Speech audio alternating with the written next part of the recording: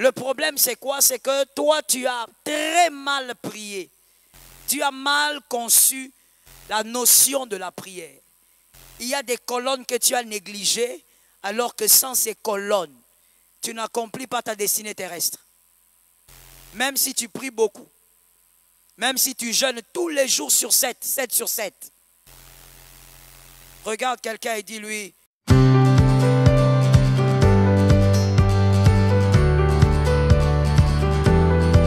pendant cette nuit, nous parlons de la bénédiction de l'Éternel par la loyauté. La bénédiction de l'Éternel par la loyauté.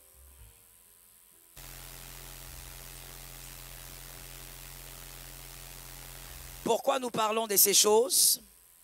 En fait, c'est parce que il y a une vérité à comprendre en tant qu'enfant de Dieu. J'aimerais qu'on puisse m'écouter ici et qu'il n'y ait pas de causerie, sinon je vous sors. Je voudrais que vous puissiez m'écouter maintenant. Merci de prendre votre carnet et d'écrire. Il faut être ordonné dans la vie. Quand on parle, tu écoutes. Quand on prie, tu pries. Pourquoi nous parlons de la bénédiction de Dieu? Il faut préciser ça, par la loyauté. Parce que, voici le constat amer, c'est que les chrétiens d'aujourd'hui pensent qu'il suffit de prier, qu'il suffit d'avoir des prophéties, qu'il suffit de jeûner et il y a des choses qui vont arriver. Alors que dans la vie chrétienne, il y a des colonnes sur lesquelles on ne touche pas. Ces colonnes doivent être là et vous devez les respecter pour vivre votre destinée. Si vous ne les respectez pas, vous ne les vivrez pas. Les choses n'arrivent pas dans la vie, dans la destinée par hasard. Les choses sont bien structurées, bien organisées. Il y a des choses donc à respecter. C'est comme la Bible dit que c'est à la sueur de ton front que tu vas manger. Tu ne peux pas espérer faire des choses dans la vie, réaliser certaines choses sans travailler. Il y a donc des colonnes à respecter. Ainsi, je l'ai dit à 17 h ou au premier module, et j'ai l'habitude de le dire. Une prière sans connaissance est une machine de destruction. C'est ce qui fait que vous passez beaucoup de temps dans des retraites, sur des montagnes. Mais votre résultat est médiocre. Ainsi, il y a quelqu'un d'autre qui va te dire, un vrai païen, il va te regarder et va dire, toi tu es soit à l'église, soit à Mangengenge. Mais ce que j'ai, tu n'as pas. Ce que moi je réalise, tu ne réalises pas. Le problème c'est quoi? C'est que toi tu as très mal prié. Tu as mal conçu la notion de la prière. Il y a des colonnes que tu as négligées, alors que sans ces colonnes, tu n'accomplis pas ta destinée terrestre. Même si tu pries beaucoup, même si tu jeûnes tous les jours sur 7, 7 sur 7. Regarde quelqu'un et dis-lui que Dieu te donne la connaissance adéquate. Localise quelqu'un d'autre, dis-lui que Dieu te communique la connaissance. Localise une autre, dis à cette personne, ne prie pas dans le vide.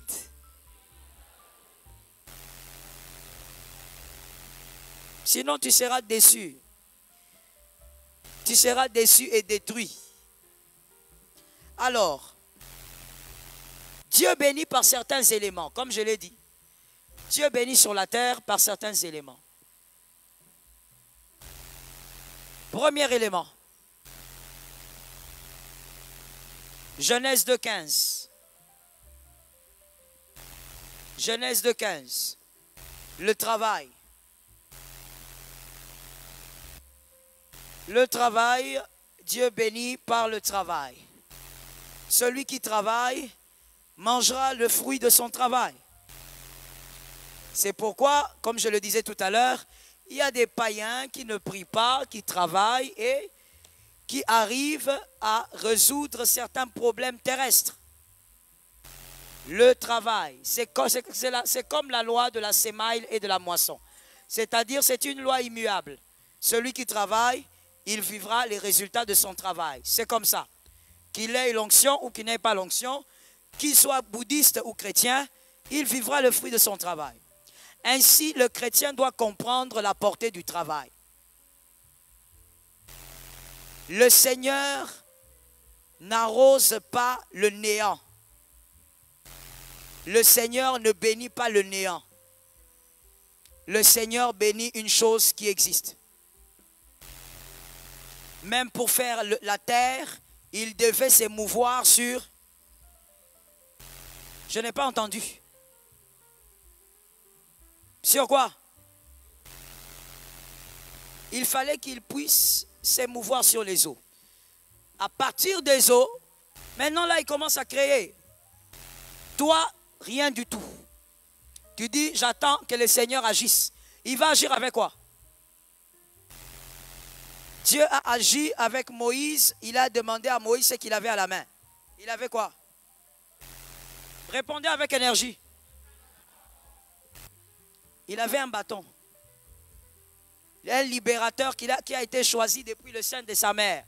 Mais Dieu lui a dit, qu'est-ce que tu as à la main? Il n'avait qu'un bâton de berger. Et Dieu a dit, on va aller avec ça. Gédéon a vaincu les Madianites avec quoi? Avec les cruches et les torches. Il faut lire la Bible. Hein? Dieu, il agit toujours avec quelque chose. Et tu ne peux pas dire, je ne vois pas quoi faire. C'est que tu es paresseux. Tu es paresseuse. Tu t'assieds, tu réfléchis et tu trouveras quoi faire. Est-ce que quelqu'un m'entend? Pendant que toi, tu prends ton argent, l'argent là d'ailleurs qu'on t'a offert par je ne sais pas qui, tu vas t'acheter un téléphone cher. Alors que tu n'as même pas le salaire de ces téléphones-là. Dans le même téléphone que tu as voulu acheter, tu as voulu utiliser l'argent pour acheter le téléphone. Et tu entres là-bas, tu commences à naviguer. Dans ce même téléphone, il y a des gens qui s'enrichissent comme ça.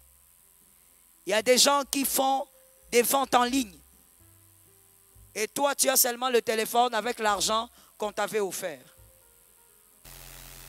Le travail n'a pas d'âge. Dis ça à 5 personnes.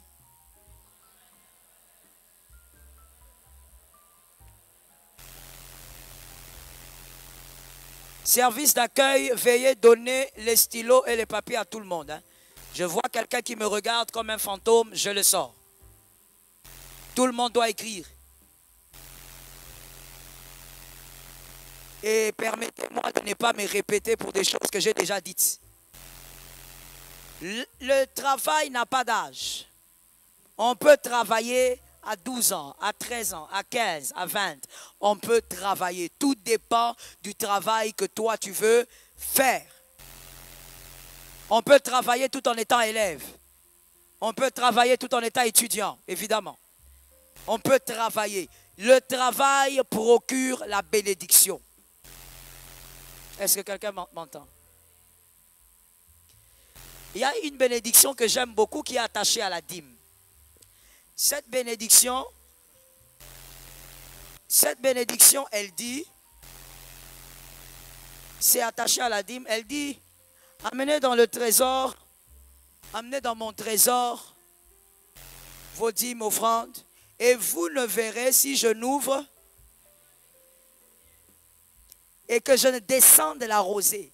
Il n'a pas dit, en donnant, je vais envoyer quelque chose de mystique qui va toucher à ton argent.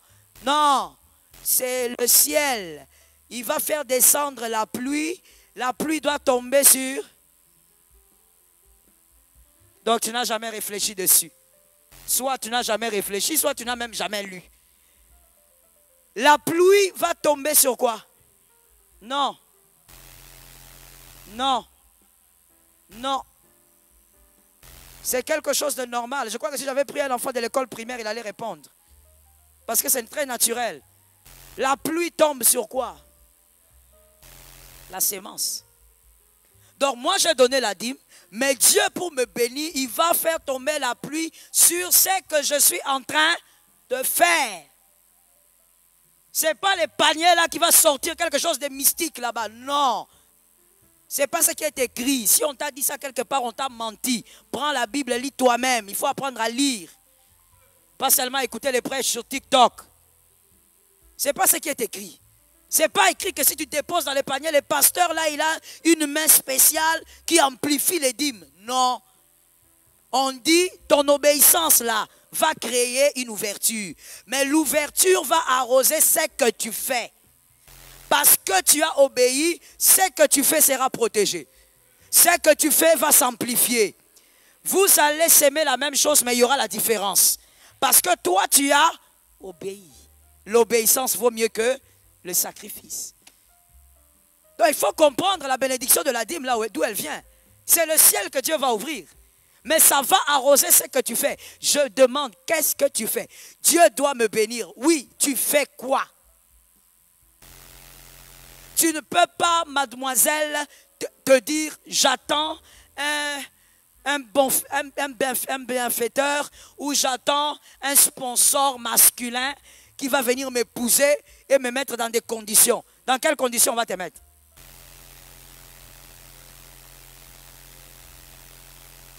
Écoute bien, mademoiselle. Ça, je te donne une sagesse. Et tu dois retenir ça pour la vie. Peut-être que ta maman ne t'avait pas dit ça. Et toi qui n'es pas marié, tu dois m'écouter. Si tu ne te fais pas respecter, le mariage ne te respectera pas. Et quand je dis si tu ne te fais pas respecter, c'est-à-dire avant de te marier. Le mariage là que tu cherches là ne te respectera pas. C'est comme ça que depuis toi tu es marié. Ça fait combien d'années? Mais ton mari t'humilie jusqu'à aujourd'hui. Quand vous commencez à parler, c'est comme l'histoire que j'ai toujours dit, qui m'a toujours fait marrer. L'homme de Dieu l'a raconté encore dernièrement, je crois que c'était où? Je ne sais plus, c'était quelque part où on était parti en voyage. L'homme, la femme se battent et puis les enfants sentent Satan, côté la bango. Tes enfants constatent que toi et papa, en fait, hein, c'est devenu comme un ring. Vous êtes devenu un élément de distraction diabolique pour les enfants. Ton mari ne te respecte pas. Pourquoi?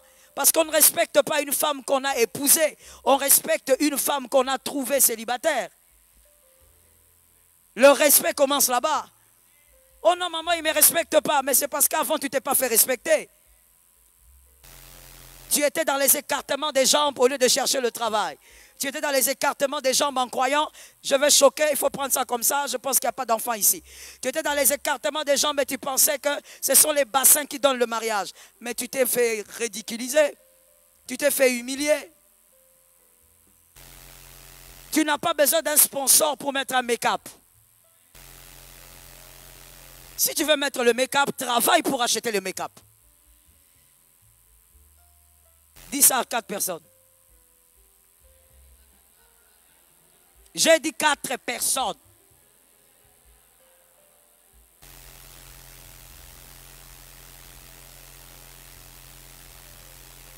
Dans la vie, hein, il faut apprendre à chercher ce que tu veux faire. Je l'ai dit au premier module.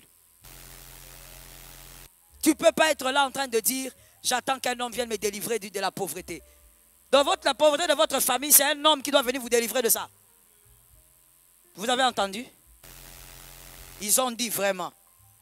Sony, hein? Sony.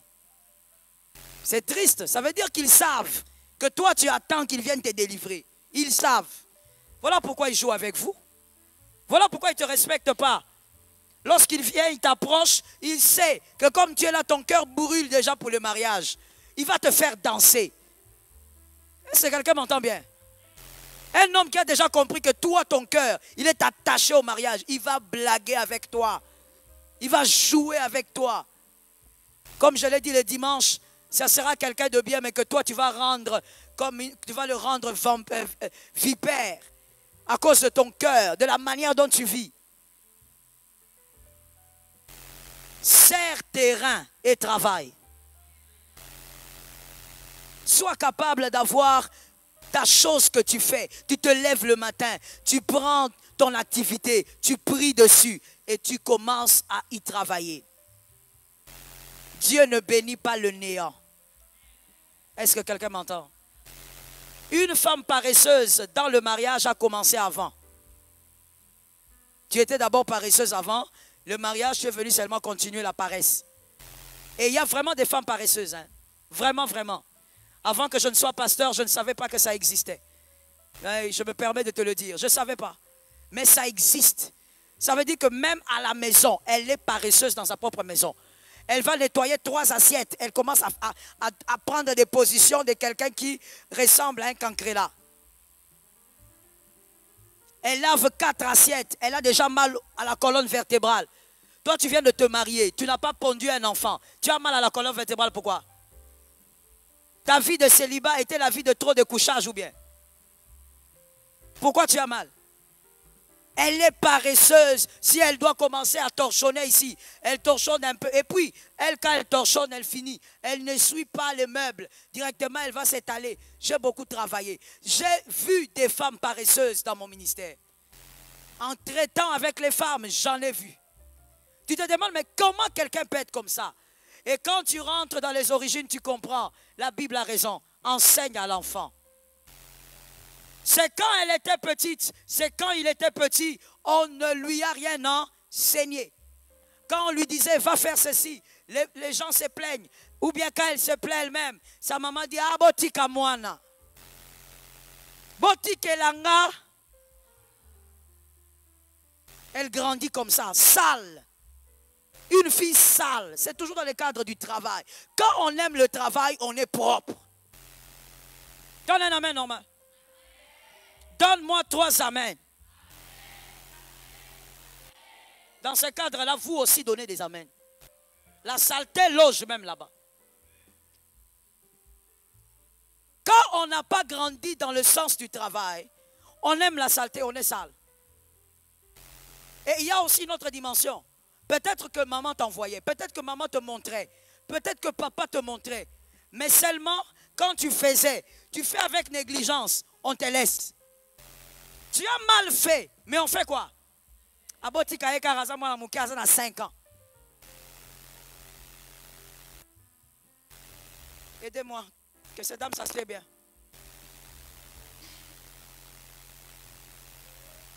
Maman, c'est à toi de le faire, c'est pas à lui, c'est à toi de le faire. Il faut être une bonne voisine. Maman Keba, Bandoto. Il y a des rêves quand on est en retraite très étranges. L'enfant va faire les choses avec négligence. L'enfant a 7 ans, 8 ans. Tu dis à l'enfant, va faire ton lit. L'enfant part là-bas, il saute, il joue, il tourne. Tu viens, oh, tu n'as pas fait ton lit. Descends, je vais faire. Oh, merci beaucoup. Il va ressembler à l'un d'entre eux. Merci. C'est là que tu auras un mari qui ne sait même pas comment prendre une tasse et rincer la tasse.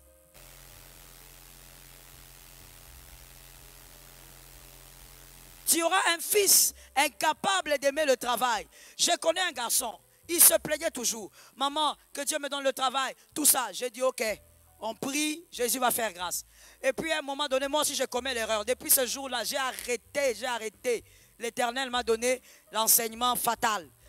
J'ai cherché l'une de mes relations, j'ai dit donne le travail à mon fils. Hein? Il est allé là-bas, quel fouillard. Moi je te dis ma soeur, j'ai eu la honte de ma vie. Hein? Je te dis depuis là, je le dis comme ça. J'ai arrêté cette histoire-là de oh une relation, aide mon fils. Je ne le fais pas. Si tu entres en prière pour ça, coupe. Le garçon est parti là-bas. Il arrive d'abord au travail à 10 heures. Quand on lui pose des questions, c'est toujours des raisons. Les embouteillages, je ne pouvais pas. Il y a ceci, il y a cela. Tellement d'absence. On l'a chassé. Il est rentré à la case du départ. Mais ça a commencé quand? Pendant l'enfance. Tu demandes à l'enfant de faire un travail, l'enfant néglige, tu le chasses. Toi, la maman, tu prends ton corps, ton âme, tu commences à faire. Tu ne sais pas ce que tu es en train de créer. J'étais en train de dire, une personne qui aime le travail, depuis enfant. Je ne dis pas que le travail pour toi c'est comme une mortification, mais tu aimes le travail. Quand tu ne travailles pas, que ça soit à la maison, que ça soit un autre travail intellectuel, tu te sens mal, tu te sens vide. Quand quelqu'un aime le travail, c'est difficile que cette personne soit sale. Les gens qui n'aiment pas travailler, c'est les gens qui sont sales. C'est là que tu vas voir, elle va dans la salle de bain, elle se lave pendant d'abord 1 minute, elle sort, elle a déjà fini. Elle, son frottoir, ce sont les mains. Elle finit, elle est dehors. Je choque ou je choque pas? Je choque ou je choque pas? Je choque ou je choque pas? Avec tout ce corps-là, toi tu utilises ta main pour te frotter. Pourquoi tu t'aimes pas? Pourquoi tu ne t'aimes pas et pourquoi tu ne nous aimes pas? Parce qu'il faut protéger aussi l'environnement avec les odeurs. Pourquoi tu nous fais ça? Avec tout le corps là que tu as là, l'héritage de tes pères. Tu entres dans la douche, tu fais 1 minute. Ma soeur aime quand même les humains. Tu entres là-bas, tu sors. Tu t'habilles. Pour t'habiller, ça tu sais. Tu choisis une jolie robe, joli pantalon et tout ça. Mais l'intérieur, tombeau blanchi. S'il y a une voisine qui dort, dis-lui que Satan s'éloigne de toi. Regarde une soeur, un frère, dis-lui l'intérieur. On te voit là, tu es bien habillé. Hein? Surtout les hommes. Si le caleçon sort ici, aucune mouche ne va subsister. Aucune mouche. Ça veut dire que toi, ta propreté, c'est seulement extérieur. Mais si on sort ton soutien, c'est la fin du monde. Celui qui t'avait vendu ce soutien va te dire, moi j'avais fait ça, j'avais vendu ça, c'était blanc. Cette couleur, je ne la connais pas. Donc toi, tu as quitté du blanc, du brun, tu as évolué, tu es allé vers le noir, tu as percé, tu es allé vers l'obscurité. Ta propreté est extérieure. Quand on te voit le dimanche, mon Dieu, quelle belle femme, quel bel homme, qu'on aille voir là où tu dors. C'est terrible. Les choses qu'on va trouver sous le lit, les choses qu'on va trouver au coin. Il y a même des filles qui prennent des bandes hygiéniques avec remplis de vos ADN. Vous déposez ça là, dans la chambre. Vous entassez les fleurs rouges. Ça reste là. Tu attends de terminer. Quand tu vas terminer le cycle, maintenant tu prends tout. Tu es en train d'aller jeter ça. Tu sais, même le monde des ténèbres a pitié de t'attaquer. Hein? Ça veut dire même le sorcier regarde et dit, ah, non, c'est trop facile, on la laisse d'abord, on la laisse. Tu prends ton sang, tu exposes ça. Nous avons même été sauvés par le sang. Toi, tu ne connais pas l'impact du sang jusqu'aujourd'hui, l'âge que tu as. Tu prends ça, tu exposes, tu déposes ça là. Il y a même des femmes, oh, que Jésus nous délivre du mal. Tout ça provient de quoi? Non, je n'ai pas entendu. Hein? Ça provient de quoi? Parlez à haute voix. Oh, la saleté provient de quoi? Je n'ai pas entendu. La paresse. La paresse. La saleté provient de la paresse. Il y a des femmes, tu es marié, toi tes bandes hygiéniques, c'est ton mari des fois qui vient, il soulève, il dit c'est pas possible, elle a encore laissé ça ici. Il est fatigué au fait de parler. Il ne parle plus. Donc toi tu ne sais même pas que c'est pas hygiénique. C'est pas propre que ton mari voie tes bandes hygiéniques. Non, toi tu te dis quoi? C'est mon mari, non? N'est-ce pas qu'il entre là-bas? Tu vois ton raisonnement? Qu'est-ce que ça fait? N'est-ce pas qu'il est toujours là en train d'entrer là-bas? Donc comme il entre là-bas, tu dois lui montrer ça. Tu ne sais même pas qu'il ne doit pas voir ça. C'est un manque d'hygiène. Mais tout cela provient quoi? De la paresse. Il y a certaines filles même qui se trompent en disant, moi quand je serai chez moi, c'est là que je serai bien, je serai propre. Si tu es sale chez vous, tu seras sale chez toi. Ça ne changera pas. Qu'est-ce que tu crois? Tu crois que c'est le fait d'avoir un ndako? Tu seras sale. C'est que tu n'as pas pu faire dans la maison de tes pères. Tu ne le feras pas chez toi. Lorsque ta maman t'apprend à vivre dans la propriété, toi non. Ah maman, laisse-moi, je sors un peu. Vous savez, certaines choses même, on ne vous dit pas. Hein. Le problème, c'est que les concernés ne vous disent. Je veux que quelqu'un dise à deux personnes, on ne dit pas tout. Parle vite ma soeur, parle vite. Tu sais, même quand ta maman t'apprend, jeune soeur, elle t'apprend à être propre, elle se casse la tête. Maman, toi aussi, on ne te demande pas d'hurler, ce n'est pas en hurlant qu'on éduque. On te demande d'éduquer, pas de crier. Ce n'est pas dans les cris que l'éducation passe. Je n'ai pas entendu. Les mamans présentes et les futures, donnez à la main. Ce n'est pas en hurlant qu'on éduque. Parle, on ne crie pas. Lorsque ta maman te montre le chemin, toi non.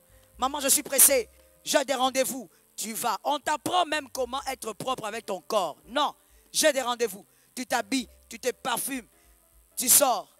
Alors que tu as parfumé les aisselles parce que tu as mis le savon là-bas. N'est-ce pas?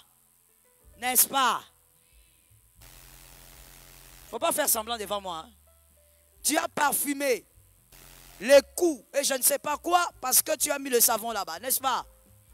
Mais comme tu ne fais pas attention aux détails, parce que quand on t'apprend, tu ne veux pas, là où tu vas même dans le péché, là, le gars là souffre dans le péché.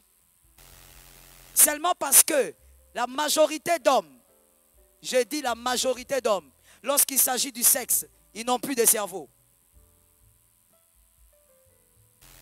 Il y a des exceptions, mais c'est la majorité. Lorsqu'il s'agit du sexe, ils n'ont plus de cerveau. C'est comme ça qu'il peut te promettre de vendre sa maman. Il est en train de te dire, je vendrai maman et puis je te donnerai l'argent. Pourquoi? Il n'a plus la tête. Même dans le péché, le gars là est en train de souffrir avec les odeurs. Et toi là, tu crois que tu fais des exploits.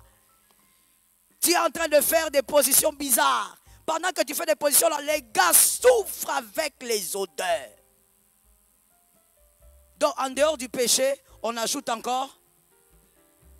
Oh, que Jésus délivre du mal. La paresse crée la saleté. Et la paresse provient d'où? D'un manque de culture de travail. Le travail est une culture. J'ai déjà dit ça ici. On se repose après avoir travaillé. Mais toi, tu dis, je vais siester. Tu n'as rien fait. Du matin au soir. Vous là, les hommes, tu n'as rien foutu, mais tu vas siester. C'est de la paresse. Dieu bénit le travail. La bénédiction de Dieu passe aussi deuxièmement par la discipline. Genèse 2, 19. Genèse 2, 19. Aucun homme indiscipliné ne peut aller de l'avant. Que tu sois chrétien ou pas. Aucune personne indisciplinée ne peut vivre des prouesses. Dieu bénit aussi la discipline.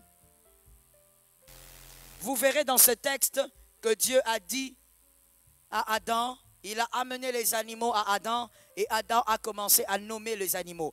La discipline, l'ordre. Adam a mis de l'ordre là où il vivait. Mais qui voulait qu'il mette de l'ordre? C'est Dieu, la discipline. Tu ne peux pas te réveiller quand tu veux et espérer être une grande femme. Cet amen-là n'est pas normal. Donne un amen de quelqu'un qui doit être délivré.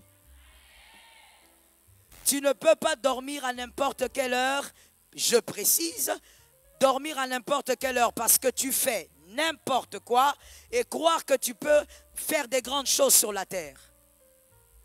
Non, moi je veux devenir comme tel. Est-ce que tu connais ses sacrifices? Tu connais sa discipline? N'envie pas ce que tu ne pourras pas faire. Ce que tu es en train de voir, toute admiration, regardez-moi ici, et chassez l'esprit du sommeil. toute admiration que vous pouvez faire, retenez que c'est le résultat d'une discipline. Tout ce qui vous fascine est le résultat d'une discipline. Tu es fasciné par la nature, c'est la discipline de Dieu. Il a commencé le premier jour, il a fait ça, il a laissé. Sais-tu que Dieu pouvait tout créer en un seul jour? Oui ou non? Mais quand il crée d'abord, on dit il ordonne que les arbres soient. Et puis il laisse. Il attend le deuxième jour. Discipline ou pas? Il crée le deuxième jour. Alors qu'il sait qu'il peut tout faire. Il est discipliné. Toi, tu dors à 23 heures.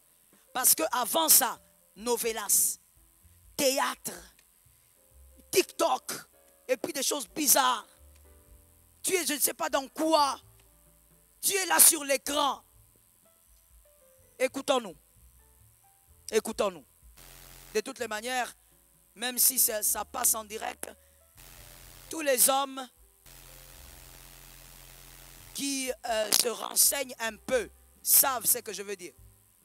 Est-ce que tu sais que la majorité, on ne va pas dire tout, la majorité des enfants, des milliardaires sur cette terre, tu sais qu'ils n'utilisent pas les téléphones? Tu sais ça? Tu me regardes comme ça, c'est pourquoi il faut te cultiver. Ils n'utilisent pas les téléphones. Pourquoi? Parce que leurs parents savent que c'est un élément de destruction pour les enfants. Même l'écran, là, la luminosité de l'écran, ça endommage le cerveau. Le fait d'y rester comme ça longtemps, tout le temps, tu es là, ça abrutit là-bas. Mais tu vois, eux qui sponsorisent ces choses, leurs propres enfants n'ont pas ça. Ils protègent leurs enfants. Quand quelqu'un protège son enfant et te donne quelque chose qui va détruire, c'est pour que quoi se passe dans l'avenir? Je vais entendre des réponses rapidement, sinon je vous lève, vous suivez l'enseignement debout. Alors on répond. C'est pour que quoi arrive dans l'avenir? C'est tout. C'est pour que ces enfants dominent sur tes enfants. Est-ce que quelqu'un me capte? Même toi avec ton téléphone, ça doit être un élément d'utilité. Que tes appels te donnent des résultats. Dis ça à 3 personnes.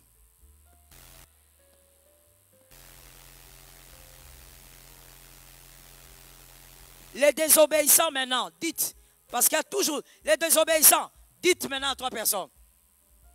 Parce que quand j'ai dit de dire, ils n'ont pas dit. Maintenant, vous me regardez. Dites à 3 personnes. Fais attention à ce que tu utilises.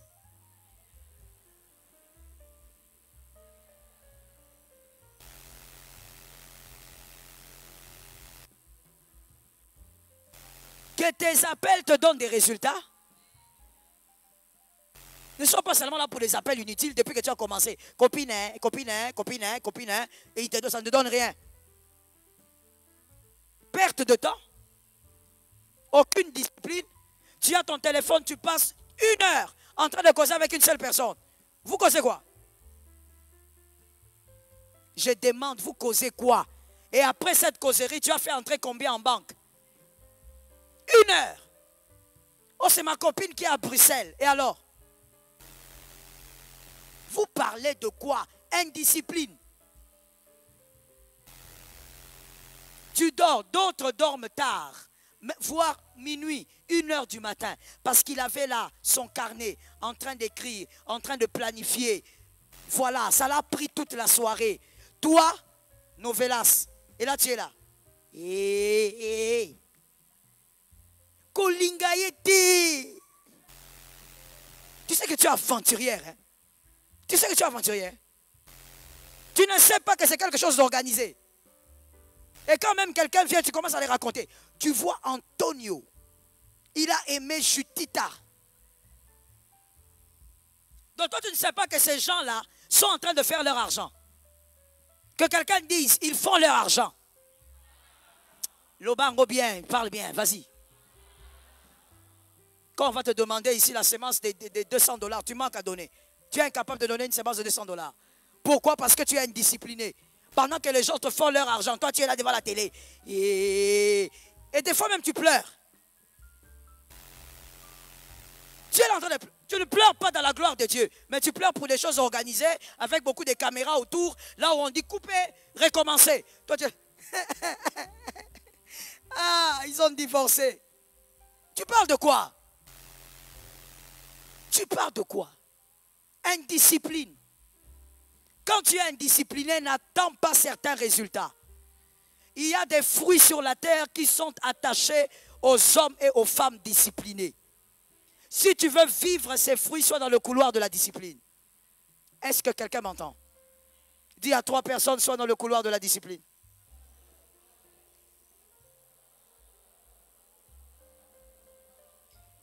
Je l'ai déjà dit ici, même par rapport à l'accoutrement, l'accoutrement peut révéler la discipline de quelqu'un. Tu vas voir quelqu'un, une fille ou même un garçon, il met son t-shirt derrière chiffonné. Et il est à l'aise, hein? Il vient à l'église. Le dos chiffonné. Maintenant, toi, tu n'es pas au Congo. Tu ne sais pas qu'on a certains leaders qui sont irresponsables et qui ne nous permettent pas d'avoir de l'électricité alors que nous fournissons certains pays. Tu ne sais pas. Tu ne sais pas qu'on a un problème d'énergie. Donc toi, tu ne peux pas t'organiser. Tu repasses tes vêtements et puis tu les gardes là quand il y a le courant. Non. Tu es là. Tu attends. Tu sais qu'il y a culte à 17h, tu attends 16h45 pour commencer à te balader avec les fers à repasser. Et tu débarques ici à 18h. Et quand je te pose la question, tu dis, maman, moto, indiscipliné. J'étais en train de dire à un groupe de personnes, lorsque vous avez un programme, vous mettez ce programme dans votre tête quand? À 2h du programme ou depuis le matin? Il faut savoir comment tu organises ta journée. Pourquoi toi, tes habits ne peuvent pas être repassés en avance? Des fois même, tu viens avec l'habit de ta petite soeur. Quand je dis prions, je vois comment tu souffres pour prier. Et l'ambé kangi. L'habit est tellement serré, tu es en train d'asphyxier. Je te vois. Louons le Seigneur. Saint-Esprit. Tu as porté un habit qui n'est pas de ton âge. Tu as pris l'habit de ton petit frère. L'indiscipline. Et vous verrez les mêmes personnes lever les mains. Seigneur, je suis un fils de la promesse. Un jour ça marchera. Avec qui? Dieu marche avec les disciplinés. Est-ce que quelqu'un me capte? Troisième élément. Élément de bénédiction. La prière. Genèse 3:8. J'aime beaucoup cette écriture. Elle cache beaucoup de mystères. Genèse 3:8. La Bible dit que l'Éternel venait tous les soirs. Il venait parler au couple. Et même le jour où ils ont péché, Adonai est venu. Encore la discipline.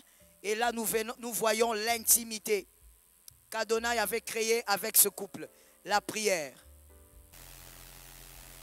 Si dans le jardin de perfection, Dieu venait parler avec l'homme.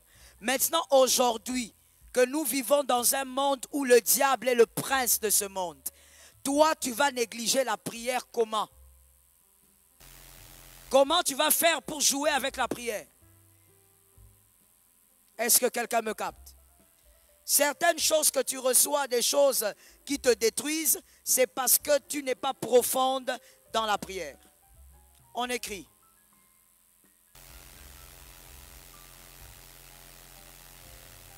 Voici les bienfaits de la prière. En réalité, ils sont innombrables. Hein? Mais nous allons les citer vraiment parce qu'on doit citer quelques éléments. Mais sinon, on ne peut pas les compter. Voici les bienfaits de la prière. Petit a. La prière, c'est le point 3. Petit a. Elle vous protège. Psaume 145, 18. Psaume 145, 18. La prière vous protège.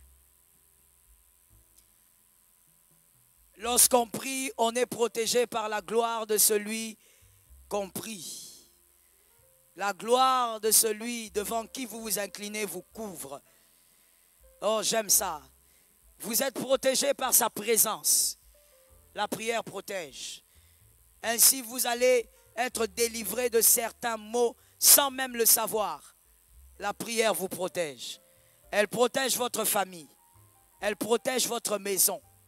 Elle protège vos activités. La prière protège votre santé. Quelqu'un entend? La prière protège la santé. Tu regardes ton corps, tu dis non, je ne peux pas tomber malade. Moi, je suis couverte par la gloire de la prière. Et la prière chasse la maladie. Que Dieu te donne la victoire. J'espère qu'on a écrit le verset. Deuxième bienfait de la prière. Elle vous rend intime avec Dieu. Il n'aura pas de secret pour vous. Quand on dit qu'il n'aura pas de secret pour vous, c'est entre vous et lui. En ce qui concerne votre destinée, Dieu n'aura pas de secret pour vous. Il vous parlera. Il vous dira.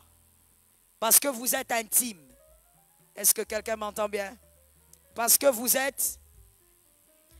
Je voudrais que quelqu'un lève la main droite et me dise... Je veux répondre à cette question. Nous répétons.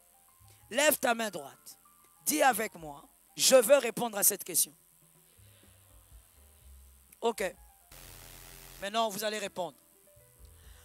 Pourquoi est-ce que les prostituées, certaines prostituées, pourquoi est-ce que certaines prostituées font des demandes à leurs clients ou même certaines amantes, elles font des demandes à leurs amants après le sexe? Pourquoi? Je commence par ce palier et puis je vais venir là-bas. Répondez et ne sois pas l'élève qui ne répond jamais, qui attend que les autres répondent. Pourquoi? Pourquoi ils font leurs demandes après le sexe?